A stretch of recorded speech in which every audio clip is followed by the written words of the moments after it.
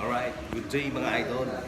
Sa video ito ay andito tayo ngayon sa Comelec upang samahan ng aking anak na magparehistro dahil 18 years old na siya mga idol. Para makaboto siya sa darating na halalan. Yan. Kaso maraming pila mga idol. Tara, panoorin natin kung gaano kahaba ang pila mga idol. Alright, check it out. Let's go.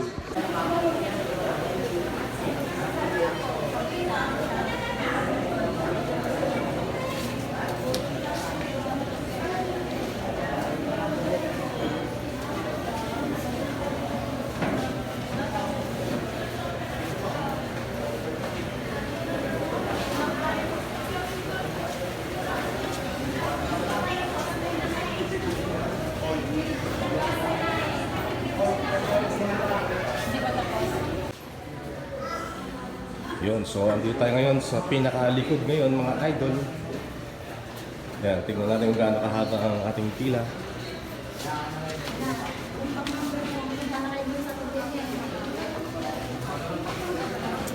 Yan, sobrang haba mga idol.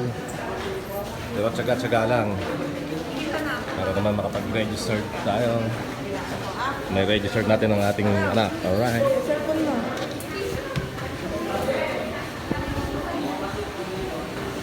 Yan, hindi siya, nakaupo na siya ron mga idol. Kaya na nakatayo sa doon, sa dulo. Pero ngayon, yun na.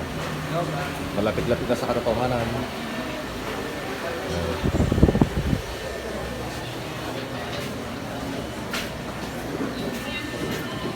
Mahaba talaga pila mga idol. May ganyan kahaba ang pila.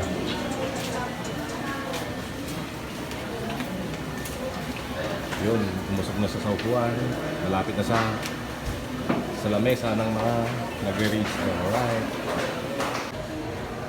So yan, dito sa may Buluwagan mga idol ay makikita natin ang mga nagdaang mga alkalde ng bayan ng Rizal, ng Vizcaya mga idol. Ayan, nandiyan po ang kanilang mga larawan. Ang ating mga naging alkalde ng bayan ng Rizal. Sila po yan. Umpisahan natin kay Honorable Gaudencio Paraiso, Honorable Jose Tan Jr., Honorable Benjamin Aleta, Honorable Jose Adron, and Honorable Florante Bobina, Honorable James Miguel, Honorable Eladio M. Larus, Honorable Eugenio Placido, at syempre ang ating pinakamamahal na Honorable Lito Andres at ang ating kasalukuyang biyero ngayon na si Mayor Ana Katrina Andres. Alright. Ayan, dito tayo sa baba tayo dahil malaki pa rin ang pila. Mahaba pala. Ayan, hindi ko alam kung naging mayor din dito mga idol ito mga sa kabila. O konsyal or something. Or congressman, hindi ko alam. Wala ako sa history mga idol eh. Check it out. Ganyan po kahaba ang pila rito mga idol. Alright.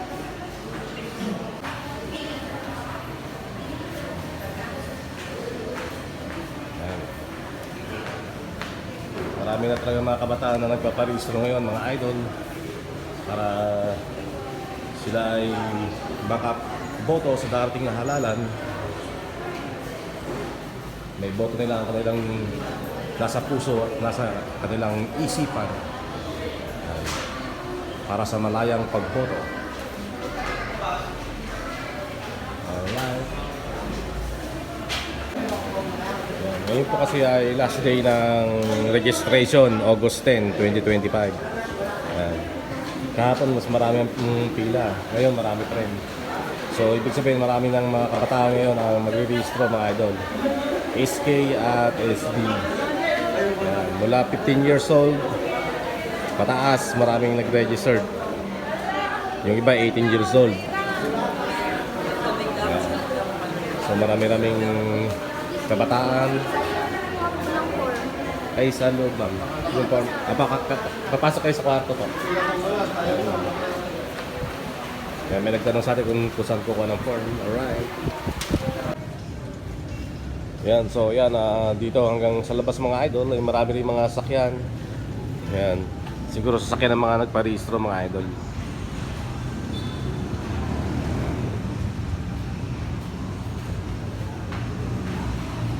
Check it out.